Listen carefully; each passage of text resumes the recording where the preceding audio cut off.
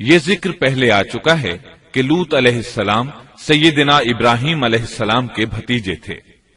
سیدنا لوط علیہ السلام کے باپ کا نام ہاران تھا، جو تارخ یعنی آزر کے بیٹے تھے۔ اللہ تعالی نے لوط علیہ السلام کا پورے قرآن میں 27 بار ذکر کیا ہے۔ یہ ذکر 14 سورتوں میں متفرق مقام پر آیا ہے۔ آپ کا والد آپ کے بچپن ہی میں فوت ہو گیا تھا، اس لیے آپ نے اپنے دادا آزر کے گھر اپنے چچا ابراہیم علیہ السلام کے ہاں پرورش پائی۔ یہی وجہ ہے کہ ابراہیم علیہ السلام کو ان سے بے حد محبت تھی۔ جس وقت پوری قوم سیدنا ابراہیم علیہ السلام کے خلاف اٹھ کھڑی ہوئی اور انہیں آگ میں ڈالا گیا، اس کٹھن وقت میں صرف لوط علیہ السلام ہی وہ شخصیت تھے جو آپ پر ایمان لا چکے تھے، جیسا کہ اللہ تعالی نے فرمایا، ان پر لوط ایمان لے آئے۔ پھر جب ابراہیم علیہ السلام نے ہجرت کی تو لوط علیہ السلام نے بھی ان کے ساتھ ہجرت کی۔ اللہ تعالی فرماتے ہیں، اور کہنے لگے کہ میں اپنے رب کی طرف ہجرت کرنے والا ہوں، وہ بڑا ہی غالب اور حکیم ہے۔ اس سے پہلے ہم ذکر کر آئے ہیں کہ جب ابراہیم علیہ السلام مصر سے فلسطین واپس چلے گئے تو آپ نے اپنے بھتیجے لوط کو سدوم بستی کی طرف بھیج دیا۔ یہ بحر مردار کے پاس ایک بستی تھی، تجارتی مرکز اور مسافروں کے لیے آرام کی جگہ تھی۔ یہ کافر قوم تھی، ان میں ایک بھی مومن نہیں تھا۔ اللہ تعالی فرماتے ہیں، پس جتنے ایماندار وہاں تھے ہم نے انہیں نکال لیا، اور ہم نے وہاں مسلمانوں کا صرف ایک ہی گھر پایا۔ یہ سب لوگ کافر تھے، لوگوں میں سب سے زیادہ فاسق اور فاجر تھے۔ ان لوگوں نے ایسی برائیاں ایجاد کی کہ ان سے پہلے کائنات میں کسی نے نہ کی تھیں۔ چنانچہ اللہ فرماتے ہیں، جب لوط نے اپنی قوم سے کہا تم ایسی فحاشی اور بے حیائی کا ارتکاب کرتے ہو جو جہانوں میں تم سے پہلے کسی شخص نے نہیں کی۔ پھر اللہ فرماتے ہیں، کیا تم عورتوں کو چھوڑ کر مردوں سے حاجت پوری کرتے ہو، بلکہ تم حد سے بڑھنے والی قوم ہو۔ اس کام یعنی اغلام بازی اور جنسی بے راہ روی کو قوم لوط نے شروع کیا، لیکن بعض کہتے ہیں یہ تو فطری چیز ہے اور بعض کہتے ہیں یہ جنات سے شروع ہوئی۔ بہرحال یہ فسق و فجور اور گھناؤنا جرم اسی قوم سے شروع ہوا۔ فرشتوں کی زبانی اللہ تعالی نے فرمایا، فرشتوں نے کہا کہ ہم گناہگار قوم کی طرف بھیجے گئے ہیں۔ پھر کہنے لگے، مگر خاندان لوط کہ ہم ان سب کو تو ضرور بچا لیں گے، سوائے اس کی بیوی کے کہ ہم نے اسے رکنے اور باقی رہ جانے والوں میں مقرر کر دیا ہے۔ اسی طرح لوط علیہ السلام نے ان سے کہا، کیا تم جہان والوں میں سے مردوں کے ساتھ شہوت رانی کرتے ہو، اور تمہاری جن عورتوں کو اللہ نے تمہارا جوڑ بنایا ہے ان کو چھوڑ دیتے ہو، بلکہ تم ہو ہی حد سے گزر جانے والے۔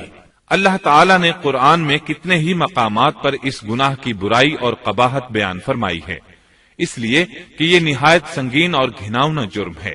اللہ تعالی فرماتے ہیں، اور لوط کا ذکر کر جبکہ اس نے اپنی قوم سے کہا کہ کیا باوجود دیکھنے بھالنے کے پھر بھی تم بدکاری کرتے ہو؟ یہ کیا بات ہے کہ تم عورتوں کو چھوڑ کر مردوں کے پاس شہوت سے آتے ہو؟ حق یہ ہے کہ تم بڑی ہی نادانی کر رہے ہو۔ اللہ تعالی نے اس قوم کی قبیح خصلتوں کا جتنا ذکر کیا ہے کسی اور قوم کا نہیں کیا۔ انہیں کافر، مجرم، جاہل اور حد سے بڑھنے والا کہا گیا، کہیں فضول خرچی کرنے والے اور فاسق کہا گیا۔ یہ تمام برائیاں ان میں موجود تھیں۔ اللہ تعالیٰ فرماتے ہیں، اور لوط کو یاد کرو جب انہوں نے اپنی قوم سے کہا تم ایسی فحاشی کرتے ہو کہ تم سے پہلے کسی جہاں والے نے نہیں کی۔ کیا تم مردوں کے پاس بدفعلی کے لیے آتے ہو اور راستوں میں ڈاکے ڈالتے ہو اور مجالس میں نہایت برے کام کرتے ہو؟ یہ لوگ اس قدر خبیث تھے کہ بھری مجلس میں برے برے کام کرتے تھے۔ مثلا سب کی موجودگی میں زوردار آواز کے ساتھ ہوا خارج کرتے، پھر اپنی اس حرکت پر ہنستے۔ غرض یہ کہ برائی کی تمام تر صفات ان میں موجود تھیں۔ لوط علیہ السلام پھر بھی انہیں سمجھاتے رہے، لیکن وہ جھٹلاتے ہی رہے۔ اللہ تعالیٰ فرماتے ہیں، قوم لوط نے پیغمبروں کو جھٹلایا جبکہ ان کے بھائی لوط نے ان سے کہا کہ تم اللہ کا خوف نہیں رکھتے۔ میں بلا شبہ تمہاری طرف امانت والا پیغمبر ہوں، البتہ اللہ سے ڈرو اور میری اطاعت کرو، اور اس کام پر میں تم سے کوئی اجرت اور مزدوری نہیں چاہتا، میرا اجر تو صرف اور صرف جہانوں کو پالنے والے کے ذمے ہے۔ انبیاء کا مشن ہی یہ ہوتا ہے کہ تبلیغ کرتے رہیں، لہذا لوط علیہ السلام دعوت دیتے رہے، لیکن دعوت کے نتیجے میں قوم کا رد عمل کیا تھا، اللہ نے اس کا بھی ذکر کیا ہے۔ فرمایا، پس اس کی قوم کا جواب یہی ہوتا کہ اللہ کا عذاب لے آ اگر تو سچا ہے۔ اسلام دشمن اور کافر قوموں کا جواب یہی ہوتا ہے۔ قوم عاد اور قوم سمود نے بھی یہی جواب دیا تھا۔ دوسری آیت میں ہے، لوط نے انہیں ہماری پکڑ سے ڈرایا، یعنی انہوں نے کہا، اے قوم، اللہ کی پکڑ سے اور عذاب سے بچ جاؤ، محتاط ہو جاؤ، اس کی لاٹھی بے آواز ہے، لیکن وہ ڈرانے والوں سے بھی جھگڑتے ہی رہے۔ ایک اور آیت میں اللہ فرماتے ہیں، اور ان کی قوم سے کوئی جواب نہ بن پڑا بجز اس کے کہ آپس میں کہنے لگے کہ ان لوگوں کو اپنی بستی سے نکال دو، یہ پاک باز بننے کی کوشش کرتے ہیں۔ چونکہ یہ سب کے سب لوگ فحاشی، عریانی، بے حیائی، بے غیرتی، فسق و فجور اور بدکاری میں مصروف تھے، ان کے نزدیک پاکیزگی اختیار کرنا بے معنی کام بن چکا تھا۔ لوط علیہ السلام اور ان کی بیٹیوں کے علاوہ کوئی شخص پاک نہ تھا، سب کے سب غلاظت میں ڈوبے ہوئے تھے۔ چنانچہ انہوں نے لوط علیہ السلام کو اپنی بستی سے نکال باہر کرنے کا فیصلہ کیا۔ کہنے لگے، اے لوط، اگر تو اپنے اس واعظ و نصیحت سے باز نہ آیا تو ضرور تجھے نکال دیا جائے گا۔ اس پر لوط نے فرمایا، میں بھی تمہارے اس گھناونے عمل سے بیزار ہو چکا ہوں۔ چنانچہ لوط علیہ السلام اس موقع پر وہاں سے نکل آئے اور اپنے رب سے یوں دعا گو ہوئے، اے میرے پروردگار، مجھے اور میرے اہل کو ان کے عمل سے بچا لے اور نجات عطا فرما۔ کتنی ہی آیات میں ہے کہ ان لوگوں نے لوط علیہ السلام کو بستی سے نکالنے کا عزم کر رکھا تھا، اور لوط علیہ السلام اس پوری بستی میں بے یار و مددگار تھے۔ وہاں ان کا کوئی خاندان تو تھا نہیں، لہذا گھر میں ہی بیٹھے رہے، دعا کرتے رہے، اے پروردگار، اس فسادی قوم کے خلاف میری مدد فرما۔ اس دعا سے اس قوم کی ایک اور خصلت معلوم ہوئی، اور وہ یہ کہ وہ فسادی بھی تھے۔ سو اللہ نے دعا قبول فرمائی، فرشتے بھیجے، جبرائیل، میکائیل اور ملک الموت، اور بعض روایات کے مطابق اسرافیل کو بھی ان کے ساتھ بھیجا گیا۔ وہ سب سے پہلے ابراہیم علیہ السلام کے پاس آئے تاکہ انہیں اسحاق علیہ السلام کی بشارت دیں۔ آخر کار یہاں سے فرشتوں نے سدوم کا رخ کیا۔ یہ فرشتے وہاں نوجوان لڑکوں کی صورت میں پہنچے، ان کی ٹولیوں کے پاس سے گزرے تاکہ انہیں آزما لیا جائے، ان پر حجت قائم ہو جائے۔ مطلب یہ کہ اللہ تعالیٰ نے فرشتوں سے کہا تھا کہ ان لوگوں کو اس وقت تک ہلاک نہ کرنا جب تک کہ ان کے نبی کو ان پر الزام لگاتے نہ دیکھ لو۔ چنانچہ یہ فرشتے نوجوان اور خوبرو لڑکوں کی صورت میں بستی کے کنارے پہنچ گئے۔ لوط علیہ السلام کی ایک بیٹی بستی سے باہر کنارے پر رہتی تھی۔ جب اس نے انہیں دیکھا تو ڈر گئی۔ اس نے سوچا، ہماری قوم کے لوگوں نے اگر انہیں دیکھ لیا تو ضرور ان سے برائی کر کے رہیں گے، اس لیے وہ اپنے والد لوط علیہ السلام کی طرف دوڑی، ان کے پاس پہنچ کر کہنے لگی، میں نے چند نوجوان لڑکوں کو دیکھا ہے اور میں ان کے بارے میں خوف زدہ ہوں۔ لوط علیہ السلام جلدی سے ان کی طرف آئے، ان سے پوچھا، آپ کیسے آئے ہیں؟ انہوں نے بتایا، ہم آپ کے مہمان ہیں۔ لوط علیہ السلام چاہتے تھے انہیں باہر ہی سے دوسری طرف روانہ کر دیں، لیکن جب انہوں نے کہا کہ ہم مہمان ہیں تو وہ انہیں جانے کے لیے نہ کہہ سکے، چنانچہ ان سے بولے، اللہ کی قسم، زمین کی پشت پر اس سے خبیث اور گندی قوم ہم نے نہیں دیکھی، اور نہ ہی کسی کے بارے میں ایسا معلوم ہوا۔ آپ نے 2 بار، 6 بار اور پھر چوتھی بار بھی ان سے یہی بات کہی تاکہ ان نوجوانوں کو حالات کا علم ہو جائے، وہ بھانپ لیں، لیکن وہ تو فرشتے تھے اور لوط علیہ السلام کی قوم کے خلاف گواہی تلاش کر رہے تھے۔ آخر لوط علیہ السلام انہیں اپنے گھر لے آئے، انہیں بٹھایا۔ لوط علیہ السلام کی بیوی کافر تھی اور قوم کے ساتھ تھی۔ وہ باہر گئی اور اس نے لوگوں کو بتایا کہ اس نے لوط علیہ السلام کے گھر میں ایسے خوبصورت چہروں والے نوجوان دیکھے ہیں کہ زمین پر آج تک ان جیسے کہیں نظر نہیں آئے۔ یہ سنتے ہی وہ سب لوط علیہ السلام کے گھر کی طرف لپکے۔ قرآن کریم میں آتا ہے، لوگ جلدی سے اس کی طرف لپکے اور وہ اس سے پہلے فحاشی کے عادی بن چکے تھے۔ ایک جگہ الفاظ ہیں، شہر کے لوگ خوش ہوتے ہوئے آئے۔ وہ اس حد تک فاسق اور فاجر بن چکے تھے کہ خوش ہوتے ہوئے وہاں آئے تاکہ ان خوبصورت لڑکوں سے لذت حاصل کر سکیں۔ یہ گھر کے سامنے پہنچ گئے تو لوط علیہ السلام انہیں روکنے کے لیے گھر سے نکلے۔ ان سے فرمایا، اے میری قوم، تمہاری خواہش کے لیے میری بیٹیاں موجود ہیں، یعنی قوم کی عورتیں موجود ہیں۔ نبی قوم کا باپ ہوتا ہے، اس کی بیویاں قوم کی مائیں اور قوم کی عورتیں اس کی بیٹیاں شمار ہوتی ہیں، جیسا کہ سورہ ہود میں آتا ہے۔ کہنے لگے، اے میری قوم، میری یہ بیٹیاں تمہارے لیے پاکیزگی کا باعث ہیں، لہذا اللہ سے ڈرو اور مجھے میرے مہمانوں کے بارے میں رسوا نہ کرو۔ کیا تم میں کوئی بھلا شخص موجود نہیں؟ آپ کی بات کے جواب میں انہوں نے کیا جواب دیا؟ قرآن مجید میں آتا ہے، کہنے لگے، لوط، تو جانتا ہے تیری بیٹیوں یعنی قوم کی عورتوں سے ہمیں کوئی سروکار نہیں، ہم جو چاہتے ہیں تمہیں خوب معلوم ہے۔ لوط کہنے لگے، کاش میرے پاس کوئی قوت ہوتی یا میں کسی مضبوط پناہ میں ہوتا۔ لوط علیہ السلام کے پاس کچھ بھی تو نہیں تھا، صرف ان کی اپنی بیٹیاں ان پر ایمان لائی تھیں، یہاں تک کہ ان کی بیوی بھی کافر تھی۔ بخاری اور مسلم کی روایت ہے، نبی کریم صلی اللہ علیہ وسلم نے فرمایا، اللہ تعالی لوط پر رحمت فرمائے، وہ اللہ تعالی کی طرف پناہ لیتے تھے۔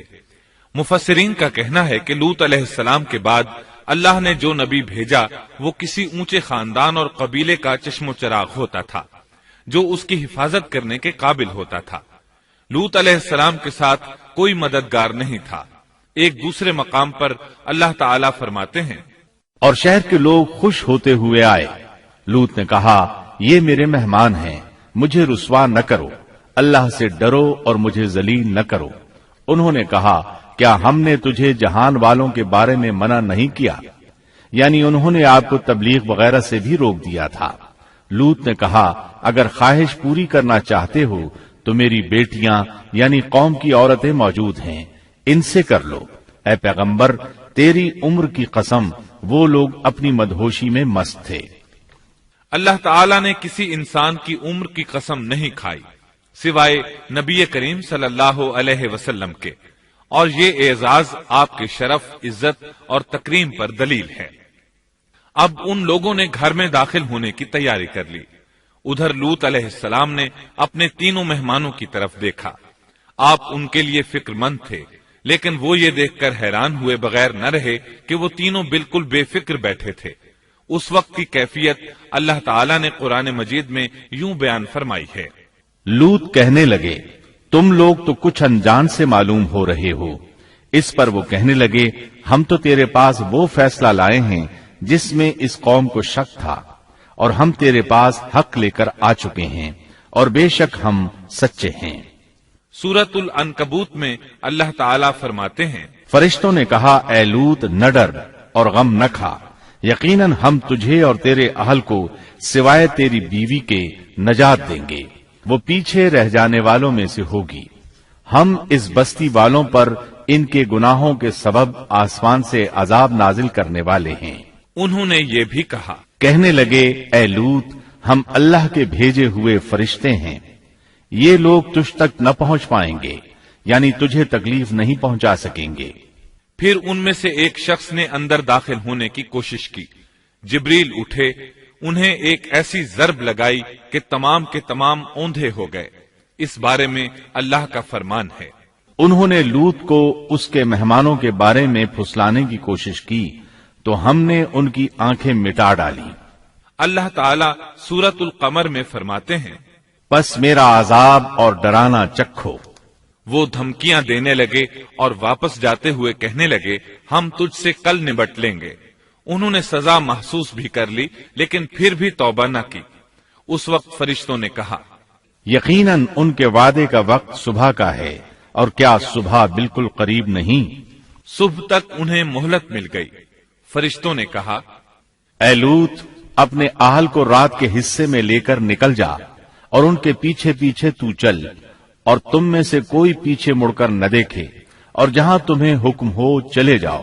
اور ہم نے اسے وہ فیصلہ سنا دیا کہ صبح ہوتے ہی اس قوم کی جڑ کاٹ دی جائے گی۔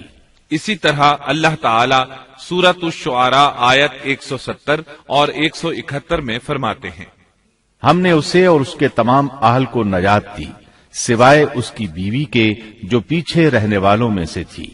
سورۃ القمر میں اللہ تعالی فرماتے ہیں، تمام ہلاک ہو گئے سوائے لوط کی آل کے، انہیں ہم نے صبح سحری کے وقت یعنی رات کے آخری حصے میں نجات دی، یہ ہمارا احسان تھا اور اسی طرح ہم شکر گزاروں کو بدلہ دیتے ہیں۔ چنانچہ لوط علیہ السلام نکل کھڑے ہوئے، ان کے ساتھ ان کی صرف 2 بیٹیاں تھیں، وہ بستی سے نکل گئے، پھر صبح ہوئی، روشنی پھیلنے لگی تو عذاب آ گیا، اور صبح سویرے ہی انہیں ٹھہرنے والے عذاب نے آ لیا، پس تم میرے عذاب اور ڈرانے کا مزہ چکھو۔ یہ عذاب کیسا تھا؟ جبریل علیہ السلام آئے، اپنا پر زمین کے نیچے داخل کیا، اس مکمل بستی کو اکھیڑا اور آسمان کی طرف اٹھا کر لے گئے۔ کہا جاتا ہے کہ فرشتوں نے اس بستی کے مرغوں کی اذان اور کتوں کے بھونکنے کی آوازیں سنی اور لوگوں نے فرشتوں کی تسبیح سن لی۔ جبریل علیہ السلام نے ایک چیخ ماری، سب بجھی ہوئی آگ کی طرح ہو گئے، پھر مکمل بستی کو پکڑ کر الٹا دیا، ہر ایک کے لیے آسمان میں پتھر تیار تھا، بہرحال اس کو زمین پر دے مارا۔ اللہ تعالیٰ سورہ ہود میں فرماتے ہیں، پس جب ہمارا حکم آیا تو ہم نے اس کا اوپر والا حصہ نیچے کیا اور ان پر کنکریلے پتھر برسائے جو تہ بتہ تھے، تیرے رب کی طرف سے نشاندار تھے اور وہ ان ظالموں سے کچھ دور نہیں تھے۔ سورۃ الحجر میں اللہ فرماتے ہیں، روشنی ہوتے ہی انہیں بڑے زور کی چیخ نے پکڑ لیا، پھر ہم نے اس کا بلند حصہ نیچے کیا اور ان پر کنکر والے پتھر برسائے۔ سورۃ الشعراء میں اللہ فرماتے ہیں، اور ہم نے ان پر ایک خاص قسم کا می برسایا، پس بہت ہی برا می تھا جو ڈرائے گئے ہوئے لوگوں پر برسا۔ یہ ماجرا بھی سراسر عبرت ہے، ان میں سے بھی اکثر مسلمان نہ تھے۔ بے شک تیرا پروردگار وہی ہے غلبے والا، مہربانی والا۔ سورۃ النجم میں اللہ فرماتے ہیں، اور اس نے الٹائی ہوئی بستیاں گرا دی، پھر ان کو اس چیز سے ڈھانپا جس سے بھی ڈھانپا، مطلب یہ کہ ان پر پتھروں کی بارش برسائی۔ پس تم اپنے رب کی کون کون سی نعمتوں میں جھگڑو گے؟ یہ شخص بھی پہلے ڈرانے والوں کی طرح ایک ڈرانے والا ہے۔ اس طرح یہ بستی سدوم بحر مردار کے علاقے میں تہس نہس ہو گئی، اور اس کے آثار و نشانات قیامت تک کے لیے چھوڑ دیے گئے ہیں۔ ان نشانات کو اسی لیے باقی چھوڑا گیا ہے کہ سارا جہان ان کو دیکھ کر عبرت پکڑے، فحاشیوں سے باز آ جائے، خاص طور پر سب سے بڑی فحاشی جو قوم لوط کا عمل تھا اس سے باز آ جائیں۔ سیدنا لوط علیہ السلام کے اس قصے میں قرآن حکیم اور احادیث نبوی سے یہ بات ثابت ہوتی ہے کہ سیدنا لوط علیہ السلام جس قوم کی طرف مبعوث کیے گئے تھے وہ قوم اخلاق کے اعتبار سے بالکل ختم ہو چکی تھی اور اب اس کی اصلاح ناممکن ہو چکی تھی۔ اس قوم نے اپنے جرم کو جرم بھی نہیں سمجھا تھا، عام مقامات پر اعلانیہ بے حیائی کرنا ان کا مشغلہ تھا۔ یہ ایسا عمل تھا جس کی ماضی میں کوئی نظیر نہیں ملتی۔ مردوں کا مردوں سے اختلاط اور عورتوں کا عورتوں سے، یہ ایسا فعل تھا جو جنگل کے وحشی جانور بھی نہیں کرتے۔ یہی وجہ تھی کہ یہ قوم اپنے میں سے کچھ نیک لوگوں کو بھی برداشت نہیں کرتی تھی، وہ انہیں نیکی اور شرافت کی دعوت دیتے تھے، اسی لیے وہ ان کے سخت مخالف ہو گئے تھے۔ قرآن کریم نے اس قوم کے 3 بڑے جرائم کا ذکر کیا ہے، یہ کہ تم مردوں سے بدفعلی کرتے ہو، مسافروں کو لوٹ لیتے ہو، عام مجلسوں میں اعلانیہ فحاشی کرتے ہو۔ ان 3 گناہوں میں سے سب سے پہلا گناہ بدترین گناہ تھا۔ یہ گناہ اس قوم سے پہلے کسی نے نہیں کیا تھا، گویا وہ اس گناہ کو ایجاد کرنے والے تھے، اور یہ گناہ زنا سے بھی زیادہ شدید ہے۔ قرآن کریم اور احادیث کی روح سے اغلام بازی ایک بدترین گناہ ہے۔ احادیث میں اس گناہ کی مختلف سزائیں آئی ہیں۔ ایک روایت میں ہے کہ فاعل اور مفعول دونوں کو قتل کر دو۔ بستی سدوم عذاب کے نزول سے قبل کن حالات سے دوچار تھی، سورۃ الزاریات آیت 35 اور 36 میں یوں بیان ہوا ہے: پھر ہم نے ان سب لوگوں کو نکال لیا جو اس بستی میں مومن تھے، یعنی لوط علیہ السلام اور ان پر ایمان لانے والے، سو ہم نے اس بستی میں سوائے ایک گھر کے مسلمانوں کا کوئی گھر نہ پایا۔ اس کا مطلب ہے وہاں صرف سیدنا لوط علیہ السلام اور ان کا گھرانہ مسلمان تھا، باقی سب گھر کافروں کے تھے۔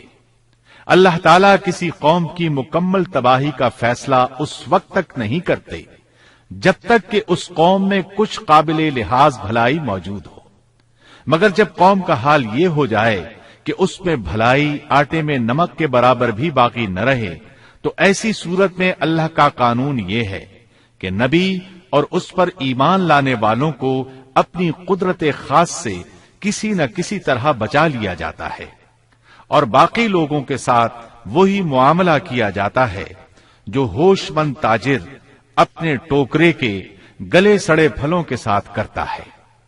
اچھے پھل ان میں سے نکال لیتا ہے اور سڑے ہوئے باہر پھینک دیتا ہے۔ عذاب کے بعد اللہ تعالیٰ نے اس شہر کے کھنڈرات کے بارے میں سورۃ الزاریات آیت 37 میں یوں فرمایا ہے: اس عذاب کے بعد ہم نے وہاں بس ایک نشانی ان لوگوں کے لیے چھوڑ دی جو دردناک عذاب سے ڈرتے تھے۔ اس نشانی سے مراد بحیرہ مردار ہے۔ اس کا جنوبی علاقہ آج بھی ایک عظیم تباہی کے آثار پیش کر رہا ہے۔ ماہرین آثار قدیمہ کا خیال ہے کہ قوم لوط کے 5 بڑے شہر شدید زلزلے سے زمین میں دھنس گئے تھے اور ان کے اوپر بحیرہ مردار کا پانی پھیل گیا تھا۔ اس خیال کی وجہ یہ بتائی جاتی ہے کہ بحیرہ مردار کا وہ حصہ جو اللسان نامی جزیرے کے جنوب میں واقع ہے، وہ صاف طور پر بعد میں پیدا ہوا ہے، اور قدیم بحیرہ مردار کے جو آثار اس جزیرے کے شمال میں نظر آتے ہیں وہ جنوب میں پائے جانے والے آثار سے بالکل مختلف ہیں۔ ماہرین آثار قدیمہ نے اس سے یہ بات اخذ کی ہے کہ جنوب کا حصہ پہلے اس بحیرہ کی سطح سے بلند تھا، بعد میں زلزلے سے دھنس کر زمین کے نیچے چلا گیا۔ اس دھنسنے کا زمانہ بھی 2000 برس قبل مسیح کے قریب معلوم ہوتا ہے، اور یہ زمانہ تاریخ کے اعتبار سے سیدنا ابراہیم علیہ السلام اور سیدنا لوط علیہ السلام کا زمانہ ہے۔ 1965 عیسوی میں آثار قدیمہ کی ایک امریکی ٹیم کو اللسان جزیرے پر ایک بہت بڑا قبرستان ملا۔ اس میں 20,000 سے زائد قبریں تھیں۔ اس سے اندازہ ہوتا ہے کہ قریب ہی کوئی بڑا شہر آباد تھا۔ اس لیے عین ممکن ہے کہ جس شہر کا یہ قبرستان ہے وہ بحیرہ میں غرق ہو چکا ہو۔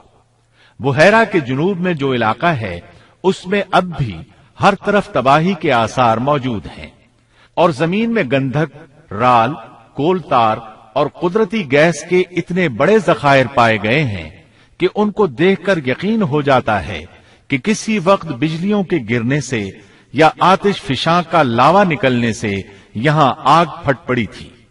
اللہ تعالیٰ سورہ ہود کی آیت 83 میں ارشاد فرماتے ہیں: پتھراؤ کا یہ عذاب آج بھی ظالموں سے دور نہیں۔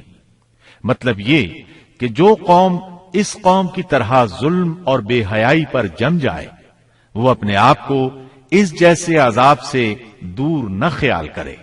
لوط علیہ السلام کے حالات اور واقعات قرآن کریم کی روشنی میں آپ نے سنے۔